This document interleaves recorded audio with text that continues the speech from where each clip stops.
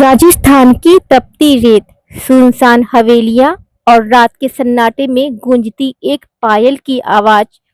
लोग कहते हैं कुछ आत्माएं मरती नहीं, वो लौटती हैं अपना अधूरा हिसाब पूरा करने। ये कहानी है एक लड़की के पुनर्जन्म की और बदले की। राजस्थान के एक छोटे से गांव खेमगढ़ में एक पुरानी हवेली थी।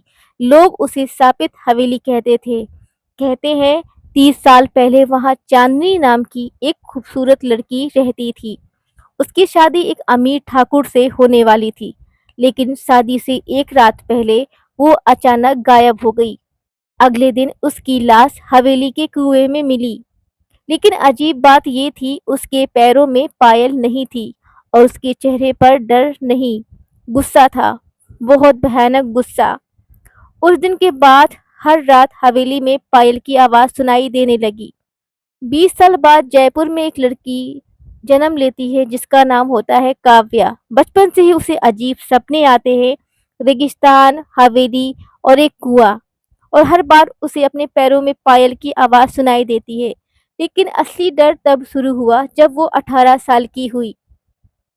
एक दिन उसने आईने में खुद को देखा और अचानक उसके चेहरे पर किसी और का चेहरा दिखा। वो चिल्ला उठी। उस रात उसने पहली बार नाम लिया, चांदनी, मैं चांदनी हूँ। काव्या के अंदर धीरे धीरे चांदनी की आत्मा जागने लगी।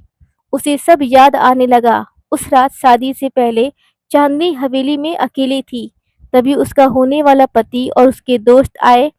उन्होंने उसे धोखा दिया, उसकी इज्जत लूटने की कोशिश की और जब वो चिल्लाई, उन्होंने उसे मारकर कुएं में फेंक दिया। लेकिन मरते वक्त चांदनी ने कसम खाई, मैं लौटूंगी और तुम सबको खत्म कर दूंगी।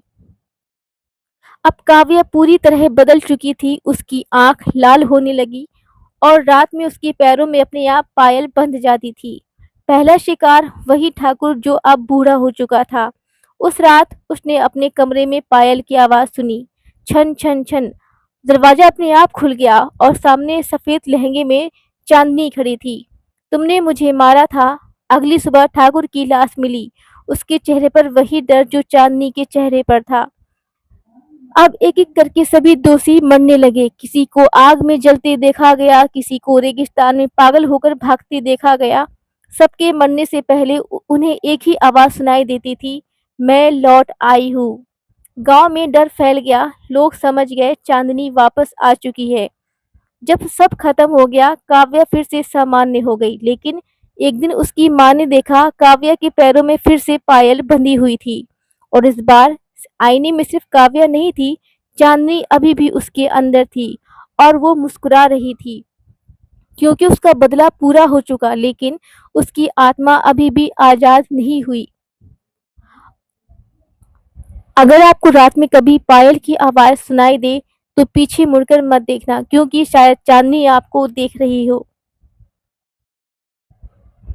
कहते हैं जब आत्मा को बदला मिल जाता है उसे शांति मिल जाती है। लेकिन अगर वो शांति शांति नहीं बल्कि ताकत चाहती हो तो वो क्या बनती है? कुछ ऐसा इंसान जो नहीं समझ सकता। काव्या अब सामान्य दिखती थी, लेकिन उसके आसपास अजीब चीजें होने लगी। रात को उसके कमरे में पायल की आवाज आती, आईने में उसका चेहरा अलग दिखता और सबसे डरावनी बात, उसकी परछाई उससे अलग हरकतें करती थी। एक रात उसकी माँ ने देखा काव्या सो रही थी, लेकिन उसकी परछाई दीवार पर खड़ी थी और धीरे धीरे परछाई मुस्कुरा रही थी। गांव में फिर से मौतें शुरू हो गई, लेकिन इस बार जो लोग मारे जा रहे थे उनका चांदनी से कोई लेना देना नहीं था। एक बच्चा और एक बूढ़ी औरत, एक साधु, सबकी मौत से पहले उन्हें सिर्फ एक चीज दिखती थी, काव्या या चांदनी। अब कोई फर्क नहीं समझ पा रहा था। गांव में एक बूढ़ा तांत्रिक आया। उसने काव्या को देखा और तुरंत समझ गया, ये सिर्फ आत्मा नहीं है, ये एक प्रेत शक्ति बन चुकी है। उसने बताया जब चांदनी मरी थी तो उसका गुस्सा इतना ज्यादा था कि वो एक शापित आत्मा बन गई। और जब वो सिर्फ बदला नहीं अब वो सिर्फ बदला नहीं बल्कि जीवित शरीर में रहकर अमर होना चाहती है। और काव्या उसका सिर्फ एक जरिया है। अब काव्या खुद को कंट्रोल खोने लगी। दिन में वो सामान्य रहती, लेकिन रात में चांदनी पूरी तरह उसके शरीर में कब्जा कर लेती। एक रात काव्या ने खुद को आईने में देखा और इस बार आईने में सिर्फ चांदनी थी। वो धीरे से बोली, अब ये शरीर मेरा है। तांत्रिक ने फैसला किया काव्या से आत्मा को अलग करने का। उस हवेली में एक पूजा शुरू की। रात के 12 बजे काव्या को वहां लाया गया। जैसे ही मंत्र शुरू हुए हवेली कांपने लगी। दरवाजा अपने आप बंद हो गए और पायल की आवाज तेज हो गई। अचानक काव्या की आंखें पूरी काली हो गई और वो जोर से चिल्लाई, मैं नहीं जाऊंगी। तभी चांदनी का असली रूप सामने आया, एक भयानक जली हुई आत्मा जिसकी आंखों में सिर्फ नफरत थी। तांत्रिक ने पूरी ताकत से मंत्र पढ़ा और अचानक काव्या बेहोश हो गई। सब कुछ शांत हो गया। सबने सोचा चांदनी चली गई, लेकिन अगली सुबह तांत्रिक की लाश मिली और उसकी आंखें खुली थी, जैसे उसने बहुत कुछ डरावना देखा हो। और काव्या गायब थी। आज भी राजस्थान के उस गांव में रात को पायल की आवाज आती थी, लेकिन अब वो सिर्फ हवेली में नहीं, पूरे गांव में गूंजती है, क्योंकि चांदनी अब किसी एक शरीर में नहीं, हर जगह है।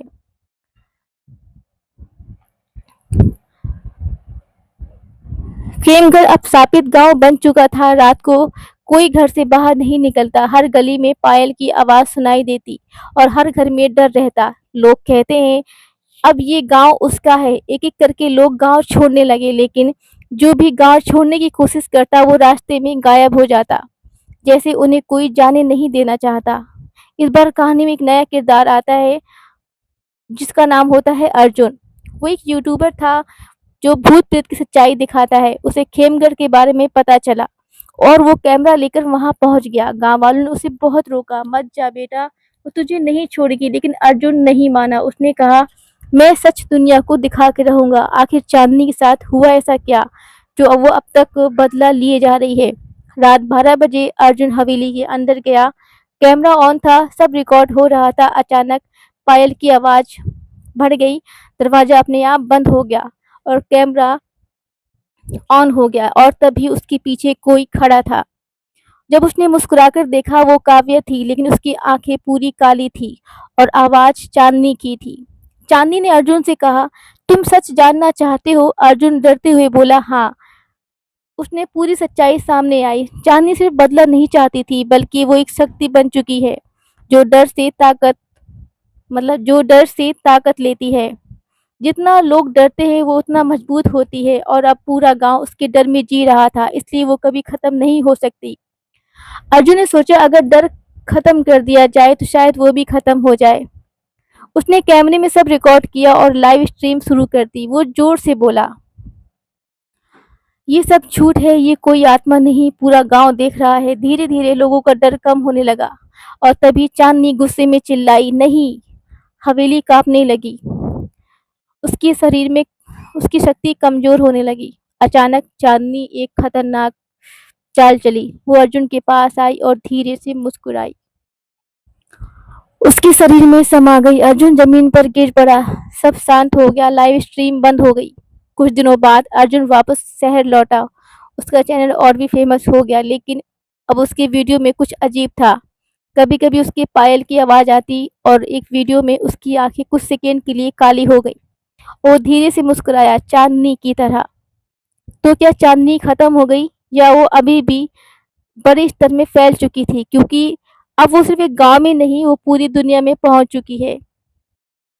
अगर आप जानना चाहते हैं कि अर्जुन के साथ ऐसा क्या हुआ, तो मुझे कमेंट्स करें पार्ट 2 के लिए। मिलते हैं नेक्स्ट वीडियो में, तब तक के लिए बाय दोस्तों।